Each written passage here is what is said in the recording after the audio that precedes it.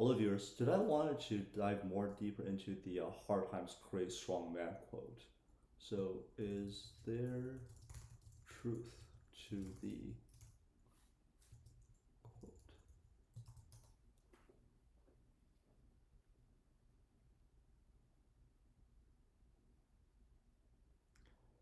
So it says there's a reason that line has stuck around and feels true when you hold it up against a slice of history. You can see echoes of it in the fall of Rome, the boom and bust empires, and even small business cycles. Tough environments all often demands resilience, discipline, and innovation. Once prosperity arrives, those traits aren't always passed down. Comfort can dull urgency, and time creeps in. Eventually, reality falls. That says not a law of physics, more like a pattern people notice in the fact. Sometimes good times produce even strong innovation. Think of the post-World War II boom, fueling space exploration and global trade. And sometimes weak men, just a lazy shorthand for national shifts in values, technology, or demographics. Sure, there's a kernel. Cycles of hardship and easy do shape characters and culture, but it's not destiny. Society, and oftentimes you learn from history, building institution, and habits that extend good times longer than the quote suggests. So, right now in 2025 in the United States, are we in the weak men create hard times cycle?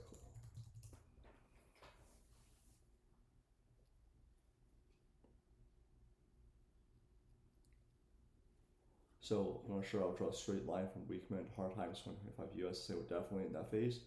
The model is more a metaphor than a mechanism, but there are signs that it looks like aspects of decline of stress. It's worth exploring with evidence lined up where we can. Here's how I see the case with caveats where I lean in. So what aligns with the weak man hard times right now? There are stresses and warning signs, not proof. So institutional erosion, trust crisis, trust in government, courts, institutions sliding, people increasing doubt these institutions act fairly or effectively. When institutions weaken, the social scaffolding of the cushion's shock is thinner. Polarizing legitimacy, questioning and backsliding, their analysis of democratic backsliding, executive overreach, and tax and oversight institutions. Political competition is less real thanks to gerrymander and geographic polarizations. Economic slowing and uncertainty, growth forecast shows significant slowing. Tight trade policies, weak investment signals, and policies uncertainty are headwinds. Corruption, ethical design, the United States scores on corruption perceived has declined. Ethical norms being tested in high office, a recurring theme. So, in 20, this displacement of expertise and institutional memory, in 2025, there's been massive layoffs or purges in the federal agency and undermines deep technical capacity and institutional memory. That's a red flag. And removing or sidelining experts from loyalty, protection, weakness, and muscular governance. So what doesn't fully support that we're in the valley yet? The counterpoints matter because cycles don't hinge solely on symbolism. Resilience and capacity still exist. Despite the stress, many institutions still function core, some agencies, private sector, civil organizations. Some parts of society, states, local governments, business may be stronger than the federal level and help absorb shocks. Mixed economic data when slowing, the economy is not collapsing. Some sectors still hold up, others are in contraction. The reversal could be messy, but we're not at a total breakdown. Historical lags and non-inevitability, even we're past the tipping point, the pain might be delayed, debt, demographic shifts, external shocks. The cold cycle suggests inevitability. Real life is messy. There's room for countervailing forces, reform, civic revival, leadership. My read, we're edging towards that danger, not fully inside yet. I think the U.S. is flirting with the weak man creates hard times. The boundary is under strain, institution, norms, social trust.